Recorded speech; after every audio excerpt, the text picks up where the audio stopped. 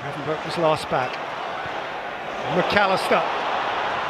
Gakpo! Fabulous goal! The Premier League is about to go absolutely mental, and this isn't clickbait hype. We're staring down the barrel of the most unpredictable season since Leicester's miracle run, with shades of that legendary 2012/13 campaign where Sir Alex bowed out in glory while City's empire crumbled. 6 Titans are locked and loaded for 2026, each with a completely different story to tell. Pep's hitting the reset button at City. Tottenham are rebuilding from the ground up under Thomas Frank. Arsenal are making surgical precision moves. United are plotting their revenge with nothing but league football to worry about. Chelsea have finally found their identity. And Liverpool 2.0 under Arne Slot are pushing for total domination. The gap between glory and absolute disaster has never been thinner. So buckle up, because we're about to dissect exactly who's going to win this war for the top 4, and who's walking away with the title. The landscape. Let's set the stage properly. The Premier League in 2026 feels like a powder keg waiting to explode. You've got established powerhouses questioning everything they thought they knew, hungry underdogs with new leadership, and a middle tier that's more dangerous than ever. Remember 2012/13? That was the season where the old guard met the new money head-on. Ferguson's final masterpiece at United, City's shocking collapse, Chelsea's transition chaos, and Arsenal clinging to their principles while the world changed around them.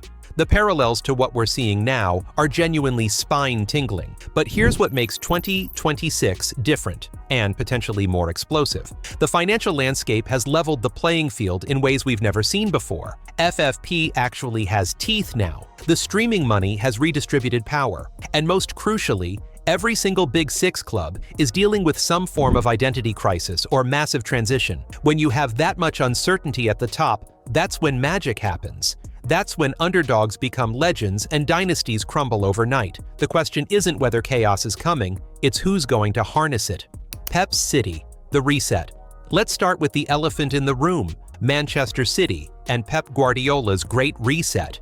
After years of domestic dominance, something fundamental has shifted at the Etihad. This isn't the same machine that steamrolled the Premier League season after season. Pep's been here long enough to see the cracks forming, key players aging out, tactical approaches becoming predictable, and, perhaps most tellingly, that hunger that drove their early success getting replaced by expectation. Championship teams know that feeling. It's the difference between hunting and being hunted. The reset isn't just about new faces, it's about rediscovering that edge. Pep's greatest strength has always been his ability to reinvent, to find new ways to break teams that have figured out his previous methods. But here's the brutal reality. He's never had to do a complete rebuild at City before. This is uncharted territory. Early signs suggest he's going back to basics, more direct play, simplified passing patterns, younger legs with something to prove. It could be genius, it could be disaster. But one thing's certain, this City team will look nothing like the ones we've grown used to watching. And that unpredictability, that might be exactly what they need. Tottenham under Frank. Now let's talk about one of the most fascinating appointments in recent memory, Thomas Frank taking over at Tottenham. This isn't your typical Spurs hire, and that might be exactly why it could work. Frank built something special at Brentford that went way beyond just staying up. He created a system, a culture, an identity that made players better than the sum of their parts. More importantly, he did it with limited resources and unlimited creativity. Sound familiar? That's exactly what Tottenham need right now. The Brentford blueprint isn't about parking the bus or playing ugly football, it's about intelligent pressing, exploiting set pieces, and finding marginal gains everywhere. Frank's teams are organized chaos, structured enough to frustrate the big boys, dynamic enough to hurt them on the counter. But here's where it gets really interesting. Tottenham's squad, for all its inconsistencies, has more raw talent than Frank's ever worked with. Imagine his tactical discipline applied to genuine world-class ability. The ceiling is genuinely frightening. The risk? Tottenham's mental fragility meeting Frank's high-intensity demands. This could either cure their confidence issues or expose them completely. There's no middle ground with this appointment. It's either going to be brilliant or it's going to be a disaster that everyone sees coming except them. Arsenal's surgical precision. Arsenal are doing something different, and it's quietly terrifying for their rivals. While everyone else is making big splashes or complete overhauls, Mikel Arteta is conducting surgical improvements to an already elite foundation. This isn't the Arsenal of old that would panic buy on deadline day or completely change philosophy every summer.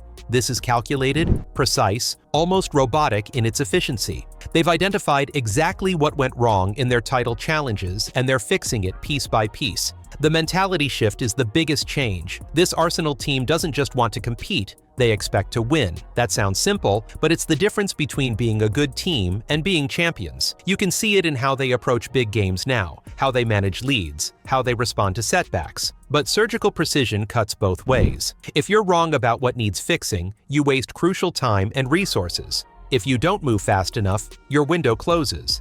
And if you become too calculated, you lose the spontaneity that creates magic moments. Arsenal's bet is that they're close enough to perfection that small improvements will push them over the line. It's a dangerous gamble because it assumes their current level is sustainable, that their rivals won't make bigger leaps forward. But if they're right, this could be their year. United's revenge plot. Manchester United are in a unique position heading into 2026. No European football, no midweek distractions, just pure focus on domestic glory. And if you think that's a disadvantage, you haven't been paying attention to how elite squads handle fixture congestion. One game a week changes everything. Training sessions become longer, more detailed. Players stay fresher for longer. Tactical preparation can be laser-focused on each specific opponent. This isn't just about physical advantages. It's about mental clarity and preparation time that their rivals simply won't have. United's squad has the depth to handle a full European campaign, but now that depth becomes rotational luxury instead of necessity. Key players can be managed perfectly. Young talents get proper development time instead of being thrown into the fire. The medical staff can actually prevent injuries instead of just treating them. The psychological angle is just as important. United haven't been genuine title contenders for too long. The pressure is off in a weird way. Nobody expects them to challenge immediately. That freedom to play without expectation could be incredibly dangerous for their rivals. But here's the flip side. If you can't win the league with every advantage going your way, what does that say about where you really stand? This is United's big chance to prove they're back at the top table. If they waste it, the questions about their true level become impossible to ignore. Chelsea's identity. Crisis solved. Chelsea have been a riddle wrapped in an enigma for the past few seasons, but something clicked in the second half of last season that has everyone paying attention. After years of tactical confusion and squad-building chaos, they finally found their identity again. The transformation isn't just about results, it's about clarity of purpose. For too long, Chelsea felt like they were trying to be everything to everyone. High press here, possession base there, direct when it suited, patient when it didn't. That kind of tactical schizophrenia kills momentum and confuses players. Now there's structure. There's a clear way of playing that maximizes their strengths and minimizes their weaknesses. Most importantly, there's buy-in from the players because they understand what's being asked of them. That alignment between management, squad, and club vision, that's when clubs become dangerous. The youth integration has been particularly impressive. Instead of the traditional Chelsea approach of buying ready-made stars, they're developing talent and giving them real opportunities. When young players believe the club believes in them,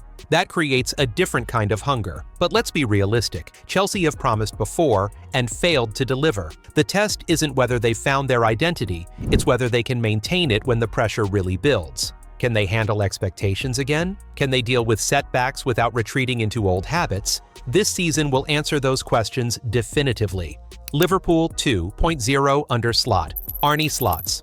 Liverpool represents something we rarely see in modern football, a successful evolutionary transition rather than revolutionary change. Taking over from Jurgen Klopp was always going to be impossible in terms of pure emotion and connection, but Slot has done something potentially more valuable. He's improved the football. Liverpool under Klopp was all about intensity, emotion, and riding waves of momentum. Slot's version is more controlled, more sustainable, more tactically sophisticated. It's the difference between a boxer who relies on knockout punches and one who wins on points through superior technique. The pressing is still there, but it's smarter. The attacking is still devastating, but it's more varied. The defensive structure is more solid without being conservative. Most tellingly, they look like a team that can control games without relying purely on emotional highs. This approach suits their current squad perfectly. Players who were burning out under Klopp's intensity are finding new life under Slot's more measured approach. Veterans are lasting longer in games. The younger players are developing tactical intelligence alongside physical attributes.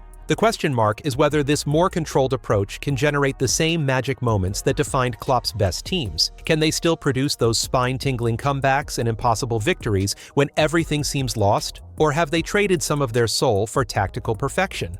The verdict: who wins the war? So after analyzing all 6 contenders, who actually wins this war for the top 4? And more importantly, who takes home the title? Let's start with the top 4 prediction, because that's where the real bloodbath happens. In order, Liverpool under Slot edge it because their tactical evolution gives them the highest floor. Arsenal grabs second through sheer consistency and surgical improvements. Chelsea's newfound identity gets them third as their young core hits its stride. And here's the controversial call: Tottenham under Frank squeeze into 4th, with their organized chaos catching everyone off guard. That leaves City and United on the outside looking in. City's reset works long-term, but costs them short-term consistency. United's one-game-a-week advantage isn't enough to overcome fundamental squad issues that one transfer window can't fix. But the title race? That's a different beast entirely. Arsenal and Liverpool will push each other all season long, but here's why Liverpool 2.0 takes it home. Slot's tactical sophistication gives them more ways to win games. When Arsenal's surgical precision meets Liverpool's controlled intensity over 38 games, experience tips the balance. Liverpool win the title by 3 points in a season that goes down as one of the greatest in Premier League history.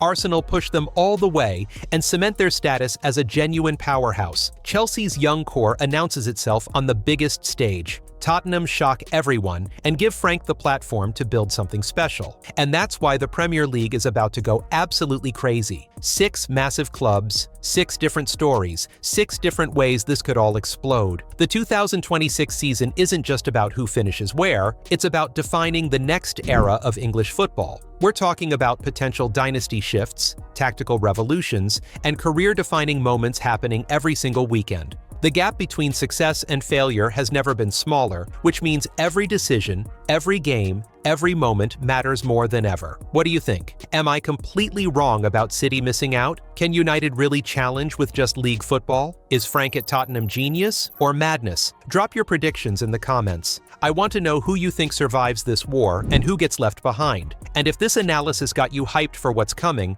make sure you're subscribed with notifications on, because this season is going to be unlike anything we've ever seen.